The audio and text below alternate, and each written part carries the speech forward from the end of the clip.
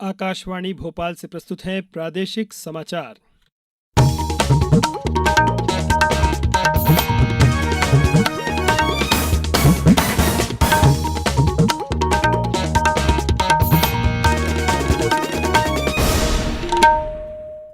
नमस्कार, समाचारों के साथ मैं नवनीत चौबे। सबसे पहले इस बुलेटिन के मुख्य समाचार। इंदौर मेट्रोपॉलिटन क्षेत्र और इंदौर रीजनल डेवलपमेंट एरिया की कार्ययोजना होगी तैयार।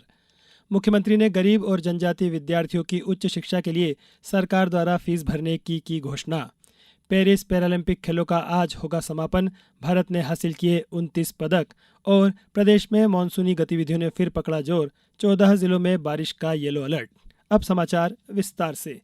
मुख्यमंत्री डॉक्टर मोहन यादव ने आज इंदौर में विकास कार्यों की समीक्षा की। बैठक में निर्णय लिया गया कि प्रस्तावित इंदौर मेट्रोपॉलिटन क्षेत्र एवं इंदौर रीजनल डेवलपमेंट एरिया के चहुमुखी विकास के लिए कार्य योजना तैयार की जाएगी।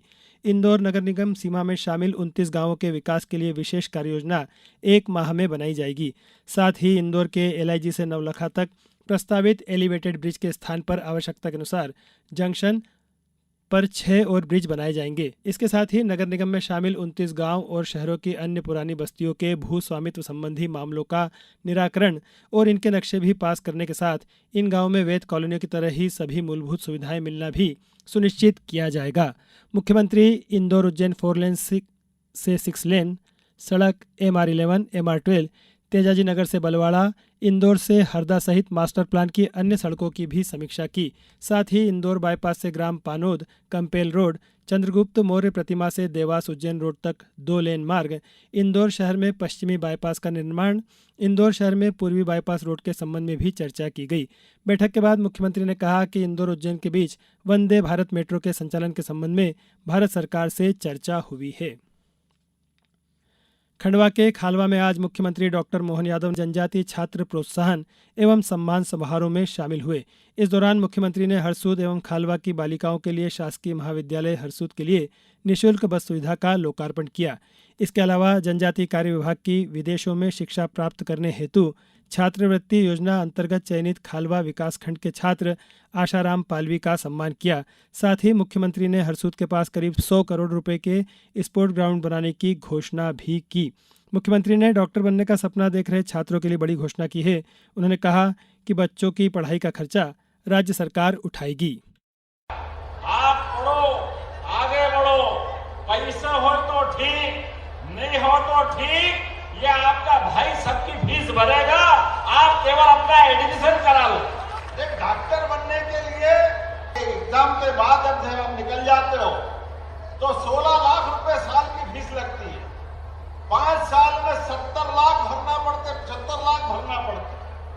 हमने कहा भले 1 करोड़ लगे, लेकिन गरीब के बच्चे बच्ची, आदिवासी के बच्चे बच्ची अपना एडमिशन ले, पूरा पैसा सरकार देगी, 1 पैसा कम नहीं करेंगे। उपराष्ट्रपति जगदीप धनखड़ ने कहा है कि राष्ट्रीय शिक्षा नीति एक बड़ा परिवर्तनकारी कदम है और यह युवाओं को अपनी प्रतिभा और ऊर्जा का पूरा उपयोग करने का अवसर प्रदान करती है। आज नई दिल्ली में अंतर्राष्ट्रीय साक्षरता दिवस के अवसर पर आयोजित एक कार्यक्रम को संबोधित करते हुए उन्होंने कहा कि भाषाओं की समृद्धि के मामले में भारत एक अनूठा देश है। उपराष्ट्रपति ने कहा कि राष्ट्रीय शिक्षा नीति में मातृभाषा के महत्व पर जोर दिया गया है। श्री धनखड़ ने सभी से कम एक व्यक्ति को साक्षर बनाने का संकल्प लेने का आग्रह किया। उन्होंने कहा कि किसी को साक्षर बनाना मानवता की सेवा है। अंतर्राष्ट्रीय साक्षरता दिवस के अवसर पर मुख्यमंत्री डॉक्टर मोहन यादव ने सोशल मीडिया के माध्यम से कहा कि शिक्षा ही मनुष्यता को समृद्ध रख सकती है। आइए ज्ञान की दिव्य ज्योति से इस धरा को दीप्तिमान कर सशक्त, समर्थ और शिक्षित समाज के निर्माण का संकल्प लें। विकसित भारत के लिए शिक्षा का प्रसार बहुत जरूरी है। इस दिवस का मकसद लोगों को साक्षर होने और सामाजिक और मानव विकास के अपने अधिकारों को जानने की आवश्यकता के बारे में जागरूक करना है। अब समाचारों में वक्त है एक ब्रेक का। ये समाचार आप आकाशवाणी मध्य प्रदेश से सुन रहे हैं। हमारे समाचारों को अब आप कभी भी और कहीं भी अपनी सुविधा के अनुसार सुन सकते हैं। ये समाचार बुलेटिन YouTube, X प्लेटफॉर्म और Facebook पर AIR न्यूज भोपाल पेज पर सुने जा सकते हैं। इसके अलावा आप हमारी वेबसाइट newsonair.gov.in पर अथवा न्यूज ऑन AIR ऐप पर भी समाचार सुन सकते हैं। ब्रेक के बाद समाचारों में एक बार फिर आपका स्वागत है। पेरिस पैरालंपिक खेल आयोजन आज देर रात संपन्न हो जाएंगे। इन खेलों का समापन समारोह फ्रांस के national stadium Stade de France में होगा। इस आयोजन में संगीत, नृत्य और गणमान्य व्यक्तियों के भाषणों सहित कई अन्य कार्यक्रम आयोजित होंगे। भारत की तरफ से स्वर्ण पदक विजेता तीरंदाज हरविंदर सिंह और धावक प्रीतिपाल ध्वजवाहक होंगे। एथलीट परेड के बाद बेटन 2028 में होने वाले अगले पैरालंपिक खेलों के मेजबान लॉस एंजल्स को सौंप दी जाएगी। भारत के लिए 2024 के पैरालंपिक खेल एक ऐतिहासिक मील के पत्थर के रूप में याद किए जाएंगे। भारत ने 7 स्वर्ण, 9 रजत और 13 कांस्य सहित कुल 29 पदक हासिल किए हैं और पदक तालिका में 16वें स्थान पर है। एकीकृत रक्षा स्टाफ मुख्यालय कल से दिल्ली में तीनों सेनाओं के अधिकारियों के लिए पहला संयुक्त परिचालन समीक्षा और मूल्यांकन कार्यक्रम आयोजित करेगा।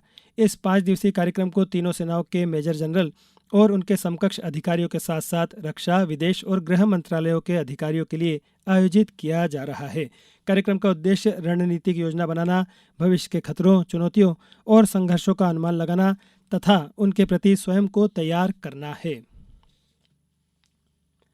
मध्य प्रदेश जनजातीय संग्रहालय भोपाल में आज संभावना गतिविधि का आयोजन किया जा रहा है, जिसमें आज खंडवा के रामदास साकले और साथी द्वारा निमाड़ के काठी नृत्य की प्रस्तुति दी गई। इसके बाद बैतूल के दिनेश कासदेकर और साथियों ने कोरकू जनजाति के गदली नृत्य की प्रस्तुति दी। उल्लेखनीय है कि जनजातीय संग्रहालय में प्रति रविवार को आयोजित होने वाली गतिविधि में प्रदेश के 5 लोकांचलों एवं 7 प्रमुख जनजातियों की बहुविध कला परंपराओं की प्रस्तुति के साथ ही देश के अन्य राज्यों के कला रूपों को देखने समझने का अवसर भी जनसामान्य को प्राप्त होता है। अब बात मौसम की। मौसम विभाग के अनुसार एक बार फिर मानसूनी गतिविधियां जारी है। टर्फ लाइन और लो प्रेशर एरिया की वजह से पूरे प्रदेश में बारिश की संभावना है। 11 सितंबर से प्रदेश में बारिश का स्ट्रांग सिस्टम एक्टिव हो रहा है। इस बीच मौसम विभाग ने मंदसौर, मुरैना, छिंदवाड़ा, मैहर सहित 14 जिलों में भारी बारिश का येलो अलर्ट जारी किया है। इसके अलावा भोपाल, इंदौर, नर्मदापुरम, दमोह, छतरपुर आदि जिलों में कहीं कहीं बारिश होने का येलो अलर्ट है। प्रदेश में अब तक औसत 36.1 इंच से अधिक बारिश हो चुकी है। यह सीजन की 97% है। पिछले 24 घंटों में विजयपुर में 115, खातेगांव में 90 मिलीमीटर बारिश दर्ज की गई। भोपाल में भी आज शाम से हल्की बारिश जारी है। अब कुछ समाचार संक्षेप में। प्रदेश के उप मुख्यमंत्री राजेंद्र शुक्ल ने आज शहडोल जिले के बाणसागर बांध के जलभराव क्षेत्र में स्थित सरसी टापू का निरीक्षण किया। उप मुख्यमंत्री ने अधिकारियों के साथ बैठक में यहां पर्यटन को बढ़ावा देने के लिए सभी जरूरी उपाय करने के निर्देश दिए। देवास में स्वास्थ्य विभाग द्वारा डेंगू, मलेरिया, चिकनगुनिया जैसी बीमारियों के नियंत्रण के लिए आज निजी एवं शासकीय चिकित्सकों की कार्यशाला आयोजित की गई। कार्यशाला में विशेषकर डेंगू के उपचार, परीक्षण और बीमारी से बचाव के लिए विस्तृत जानकारी दी गई। निवाड़ी में जिला कलेक्टर की अध्यक्षता में आज कलेक्ट्रेट सभागार में इंडस्ट्री कॉन्क्लेव की तैयारियों के संबंध में जिले के उद्योगपतियों एवं निवेशकों के साथ बैठक का आयोजन किया गया। सीहोर जिले में 14 सितंबर से 2 अक्टूबर तक स्वभाव स्वच्छता, संस्कार स्वच्छता की थीम पर स्वच्छता ही सेवा पखवाड़ा मनाया जाएगा। जिला कलेक्टर प्रवीण सिंह ने आज वीडियो कॉन्फ्रेंस के माध्यम से अधिकारियों को आवश्यक दिशा निर्देश दिए हैं। आगरमालवा जिले के सुसनेर में बेटी बचाओ बेटी पढ़ाओ अभियान के तहत कल कार्यशाला में बालिकाओं को कई विषयों पर जानकारी प्रदान करने के साथ ही छात्राओं की जिज्ञासा का समाधान भी किया गया।